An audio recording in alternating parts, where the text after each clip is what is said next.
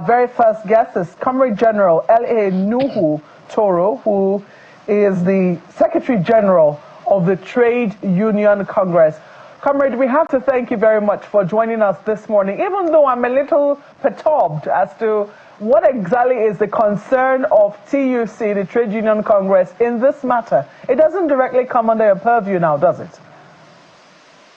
It does, because Pengasson is an affiliate of TUC, so they cannot beat your child and the father will keep aloof or keep quiet. That is why we are involved. Even the last meeting that was held on the 8th of September at the Ministry of Labour, both Pengasson and TUC were also represented because we were talking about the oil and gas. So either head or tail, when Pengasson is screwed, TUC will multiply. That explains your affiliation in the matter. However, we're hoping that this is not something that would escalate to all the other affiliate unions, which we know are, the TUC serves as an umbrella body for. So what exactly needs to be done here? What exactly is the grouse which you think, needs to be addressed urgently for this not to escalate? Well, reversal of the arbitrary dismissal of over 800 workers is the crux. So, if that is done, the next thing that we will demand for is a public apology from Dangote management with firm assurances against future victimization. Because in some of the commentaries flying around, Dangote has refused to address the substantial matter here, which is violation of workers' right to belong to a union of their choice. Mark, can you read me? Loud and clear. Fine. So what Dangote simply did, to hang a dog, you give it a bad name. What he simply did was first to violate the gentleman understanding that we both signed to say, arising from the previous intervention, no worker was going to be victimized. To say unionization is a right, and workers in Dangote have a right to belong to the union of their choice. So, and in these circumstances, what transpired is these workers have indicated that they want to belong to Pengasson. They have already belonged to Pengasson because they've signed on our forms.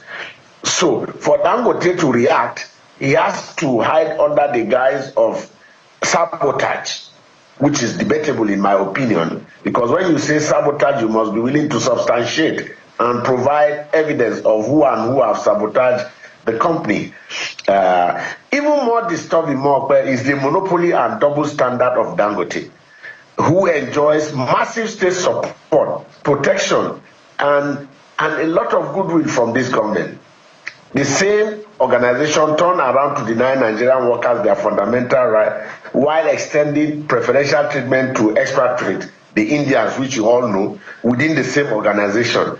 This is nothing short of economic oppression and modern-day slavery, and we are not going to accept that. It's unacceptable to the Trade Union Congress of Nigeria and even Pengasson. So if Dangote comes out, or if he allows them today to belong to the union of their choice, which they've done, if he respects the unionization of the over 800 workers and reinstates them unconditionally, the union are also ready to shift ground in the interest of Nigeria. Don't forget, we are also Nigerian, and nobody, even though it's debatable, nobody in Nigeria is more patriotic than the workers that toil to create the wealth that is used to develop this nation. So when I listen to commentaries about free trade zones, about people not being patriotic, it's laughable.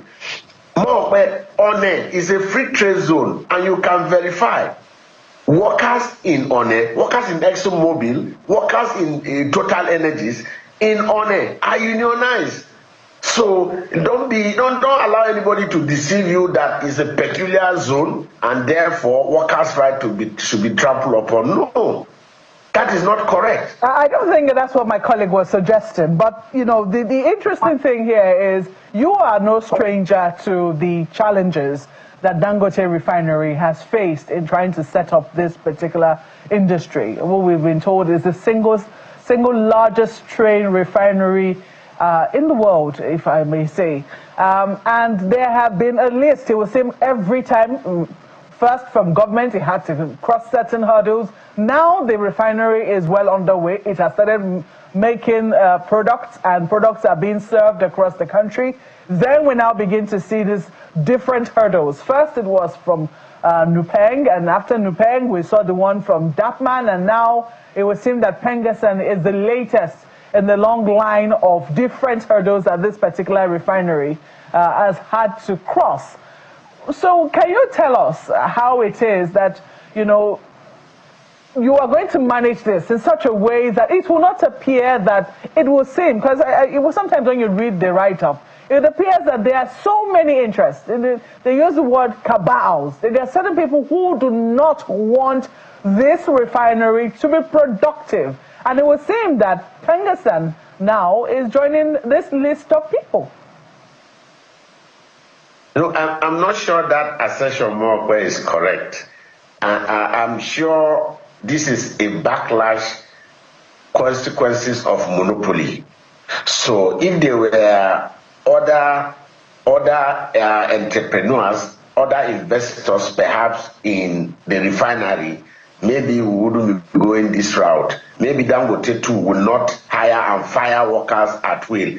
Maybe Dangote will respect their fundamental right as enshrined in the Nigerian Constitution, Section 40, which guarantees freedom of association, and Article 87 and 98 of the ILO conventions which Nigeria have signed that guarantees their right to unionization and collective bargaining, maybe will not have been violated. But however, it is instructive to note that the organized labor in Nigeria had cause at some point to stand by Dangote when we felt he was being trampled upon, when we felt he was not getting the commensurate intervention he needs to kickstart the refinery. So it would be very unfair for anybody to think that we want to put a spanner in the wheel. The union, you should understand, are patriotic Nigerians. We don't have any country beside Nigeria.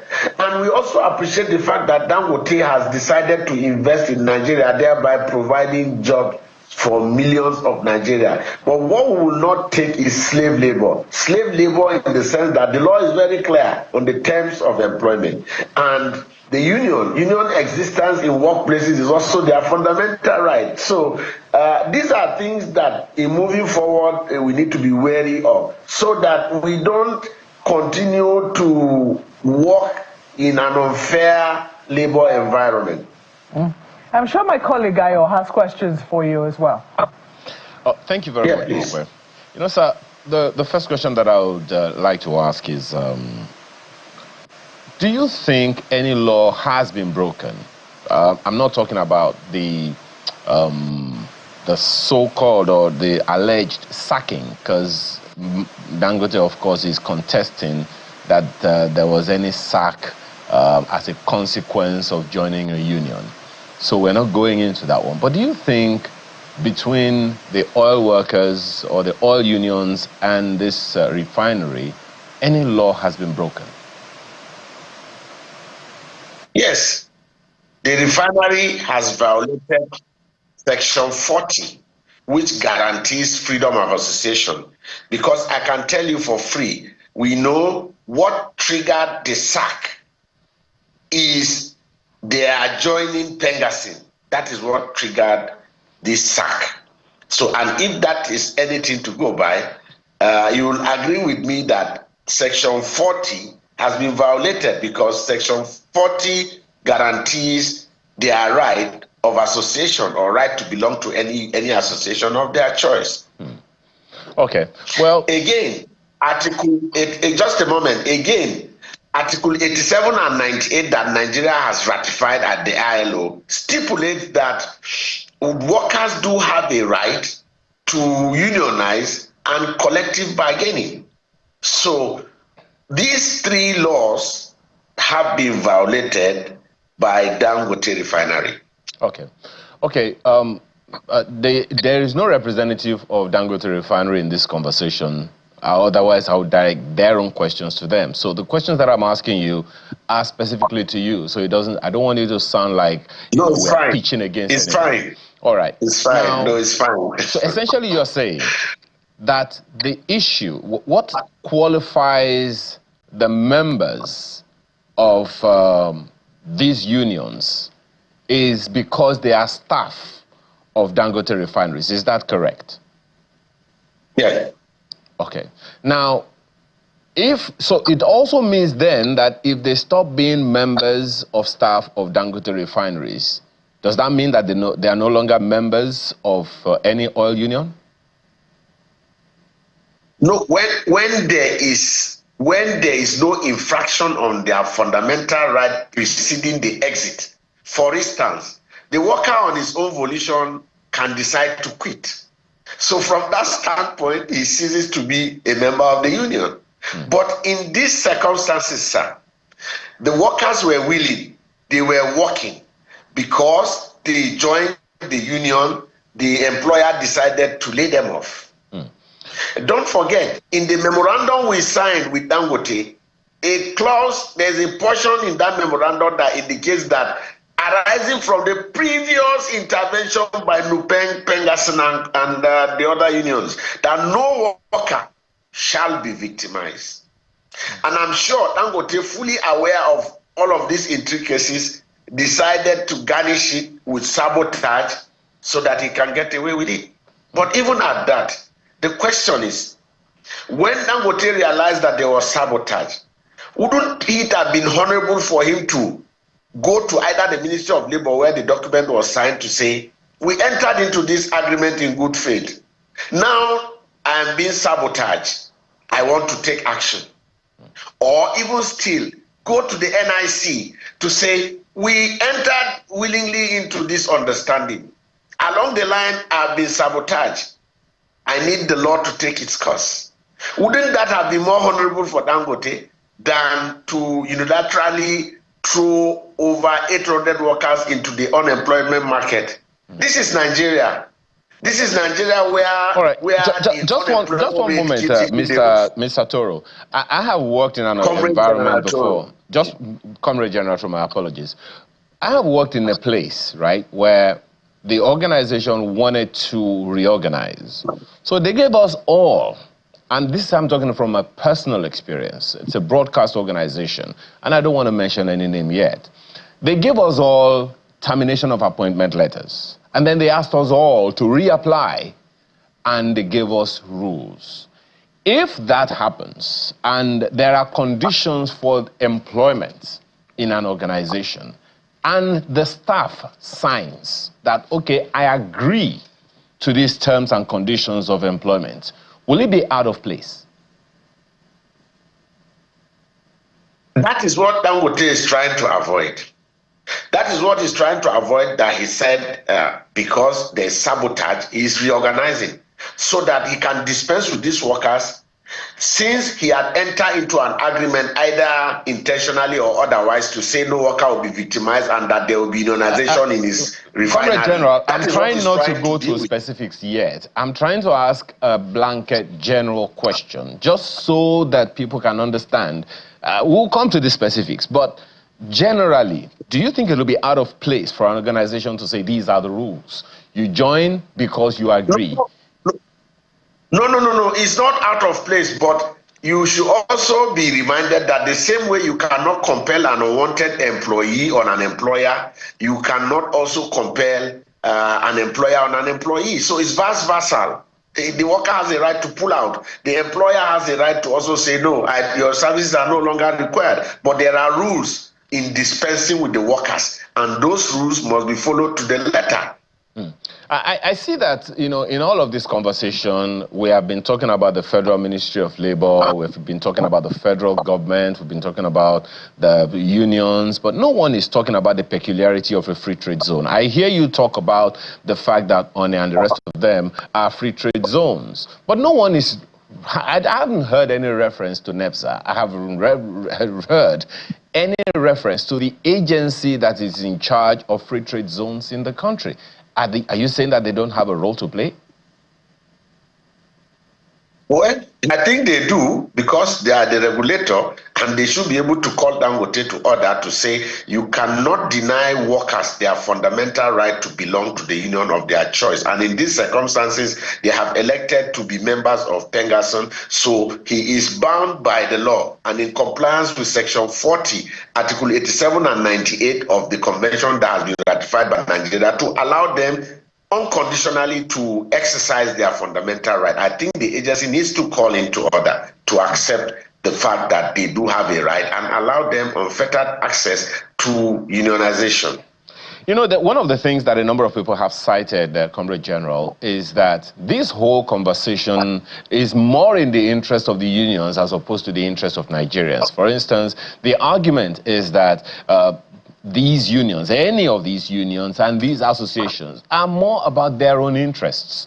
And the opinion that Dangote is holding from what is public is that, look, if these continue and the unions have to, extract resources, extract money from this person, extract money from this supply and all, that it is at the end of the day going to affect the costs of fuel in the country. Consequently, he is trying to remove those extra logistic costs and say, this is how I want to run it so that the price of fuel supplied to the Nigerian directly is not higher than what they can bear.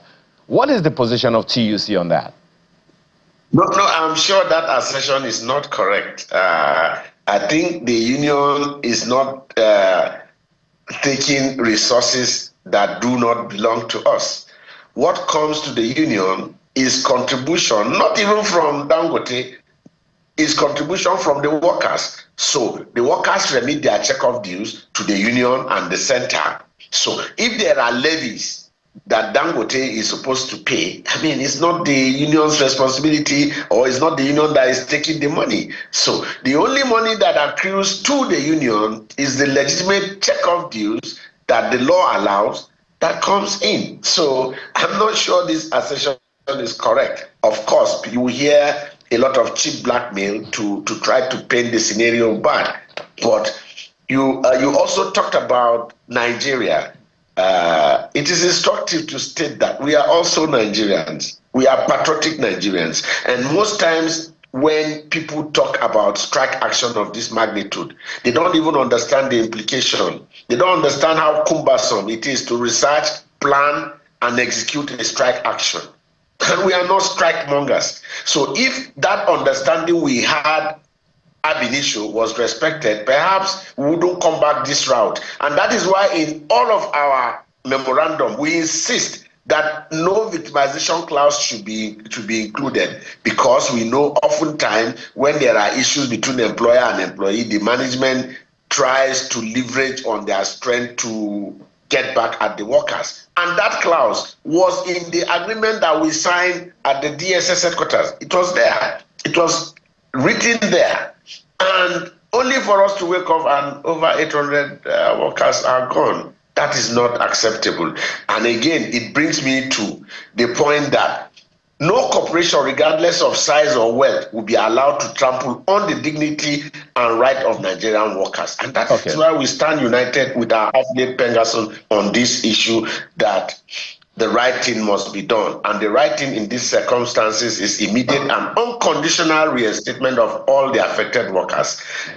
Then we are also requesting for a public apology, because Dangote has misinformed Nigerians, and to also indicate that there will be no reoccurrence of this type of violation or gentleman agreement that some of that people, apology. Comrade General, some people have also said, and I think it was on our sister program earlier this morning on the morning brief, I think it was Professor Kenny who was saying, look, if it is possible that the unions themselves, who had previously rejected the offer of the federal government to privatize now non-functioning refineries, should go ahead and propose to the federal government that they want to own and run the refineries. Pengasan, Newpeng, Dapman, and the rest of them. Do you see a possibility, a chance, a consideration where any of these unions or all of them together can come together and say, we want to own and run a refinery in the interest of Nigeria. Do you see that happening? Do you see the possibility? Yeah, it's possible. It's possible more especially because they have competencies in the oil and gas. It's possible, and nothing stops them from giving that a consideration. That, of course, will have addressed the issue of monopoly, which we have accused Dangote of having in the oil and gas sector. Let's open up the space. Let's allow other investors to come in and invest, and you'll be able to assess whether anybody is trying to pay slave labor, I beg your pardon, pay slave wages, or trying to violate the workers' right. Because if Refinery A is allowing unionization and Refinery B is not allowing unionization, it leaves the worker with the choice to, seek employment where his right, his dignity will be respected. So do you see that happening now? There's Kaduna Refinery, there's Port Harcourt Refinery. Would you be proposing it to them? It's very possible. Would you be proposing it to them? I beg your pardon. Could you take that again? I didn't hear that. Would you be proposing it to the unions to take on? If you are requesting me to propose it, why not? Because it's a good thing. It will open up the space and provide alternative. Absolutely. I guess we'll wait and see how TUC addresses that. Thank you so much for your time this morning. Comrade General Nuhu Toro is the Secretary General of TUC. We appreciate your time today. Thank you very much for having me.